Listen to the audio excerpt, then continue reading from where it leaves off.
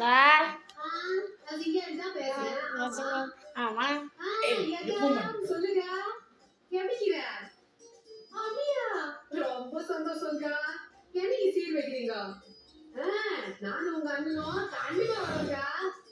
இல்லக்கா, அண்ணன் வேலையா வெளியே போய்க்கிறாரு. வந்தா கண்டிப்பா சொல்லிடுறேன். அக்கா, கண்ணம்மாவ சிங்கர் ஏத்த விசாரிச்சுதா சொல்லுக்கா.